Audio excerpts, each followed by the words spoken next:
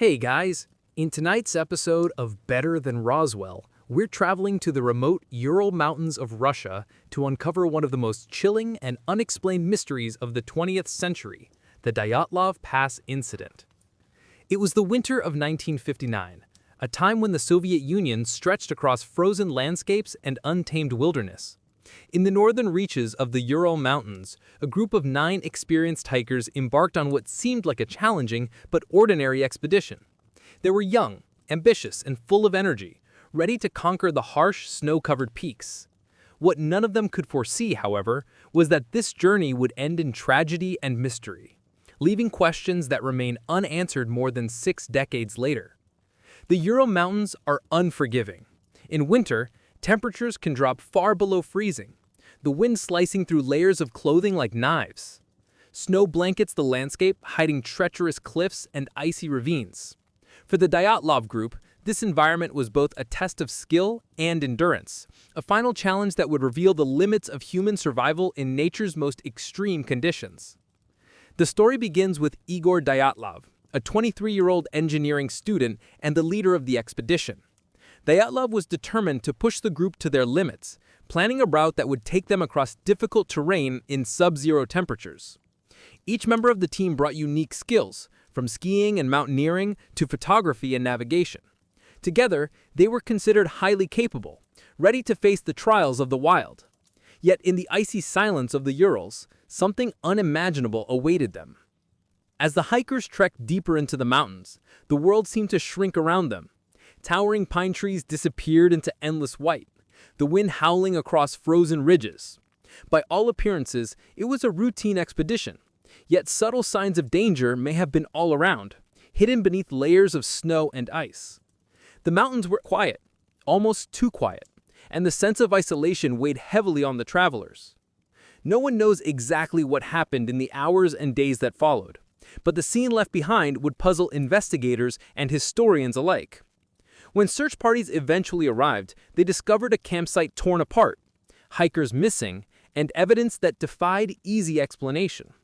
Injuries, odd behavior, and inexplicable circumstances soon turned what might have been a simple hiking tragedy into a story of chilling mystery. This is where our journey begins, in the frozen wilderness where the Dyatlov group's last steps remain shrouded in secrecy. In the chapters ahead, we'll explore who these hikers were, the events leading up to the expedition, and the puzzling discoveries that would haunt Russia and the world for decades to come.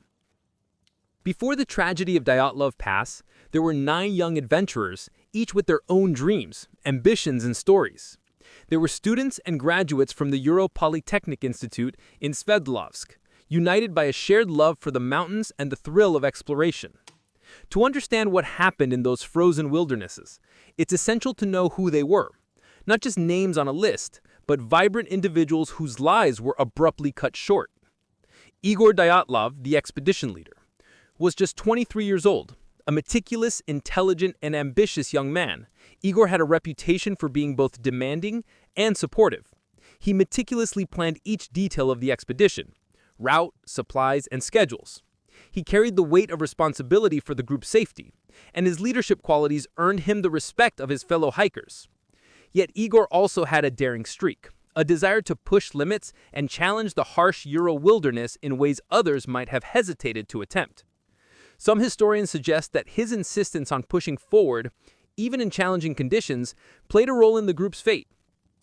Zinaida Kolmogorova, 22, was described by friends as spirited and independent. An accomplished student, she had a strong sense of adventure and a love for skiing.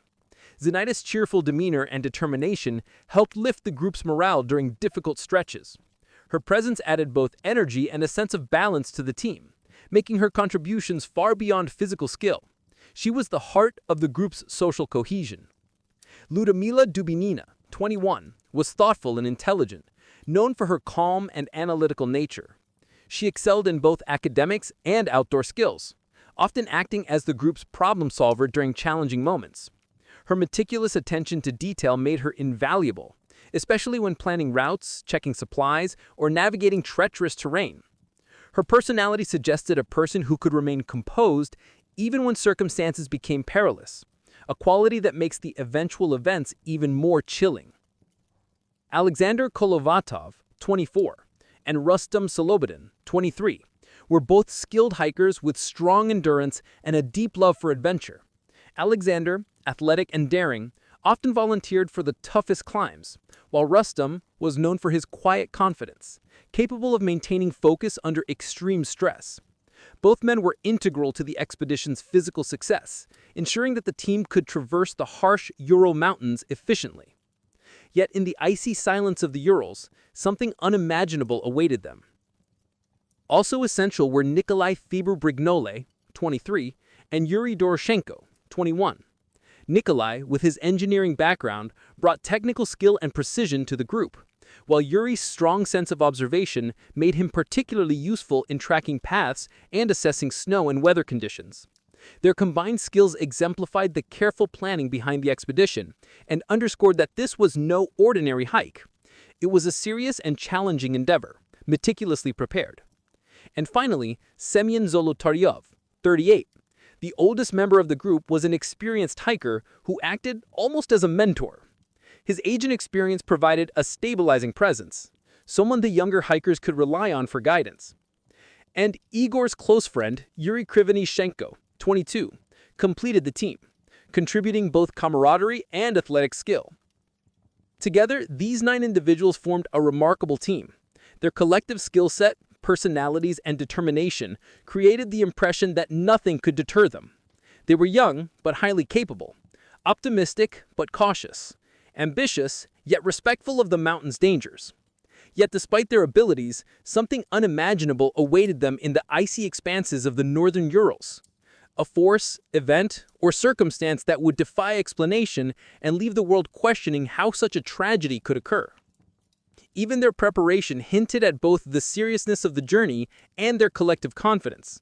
They trained rigorously, organized supplies carefully, and studied maths to understand the Ural terrain. Each had a personal motivation.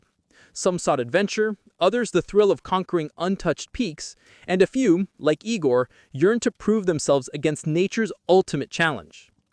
Their unity and shared passion made the coming events even more poignant. The lives of these 9 young people would become intertwined in one of the most enduring mysteries of modern history. As we move deeper into their journey, it's essential to remember that these were not mere statistics or nameless victims. They were vibrant, ambitious, and fully aware of the risks they faced. Their choices, skills, and interactions set the stage for the events that would unfold in the remote wilderness. Events that would leave their deaths not just tragic, but profoundly baffling. Before the Dyatlov group set foot into the unforgiving wilderness of the northern Urals, months of careful preparation had taken place. This was not a casual hiking trip. It was a rigorous expedition designed to challenge both skill and endurance. Every detail mattered, from the selection of gear and clothing to the planning of the route and provisions. The meticulous planning itself reflects the seriousness of the team, highlighting that even the most careful preparations could not prevent what was about to unfold. The journey began in Sverdlovsk, the city now known as Yekaterinburg, a bustling hub surrounded by snowy forests and rugged mountains.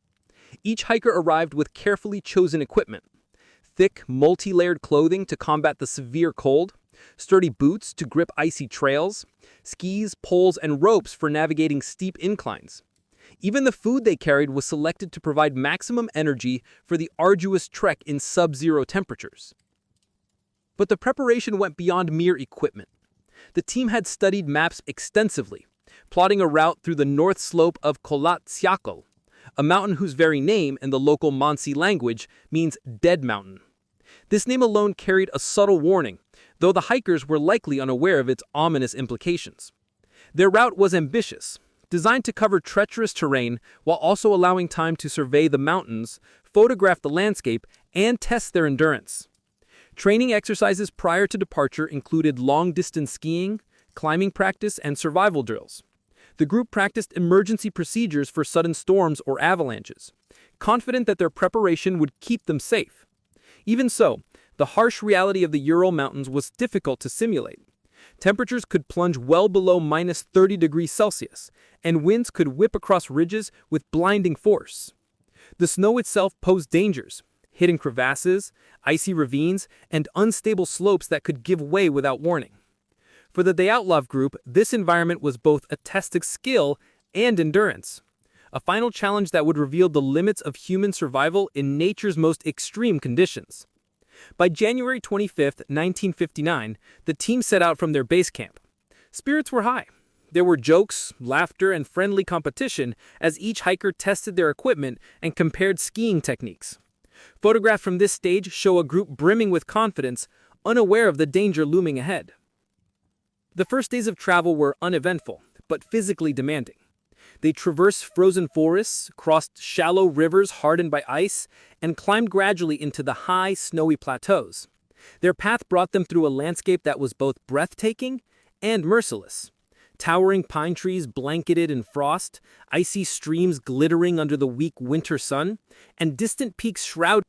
Yet, despite decades of research, the case remains open to interpretation.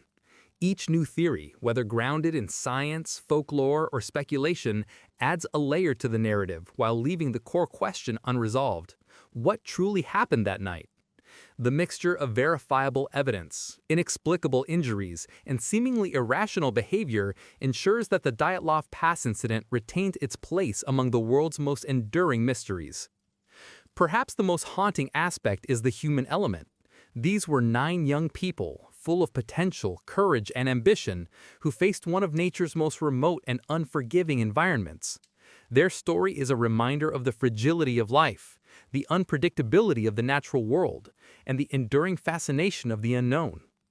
Every year, new researchers, hikers, and enthusiasts visit Dyatlov Pass not only to pay respects, but to search for answers that may never be fully found. In the end, the Dyatlov Pass incident remains a delicate balance of fact and mystery, tragedy and intrigue.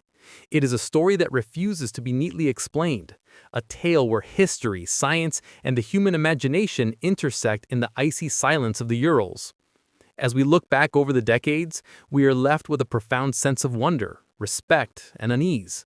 What exactly happened to Igor Dyatlov and his team may never be fully known, but the mystery endures, compelling us to keep searching, questioning, and imagining.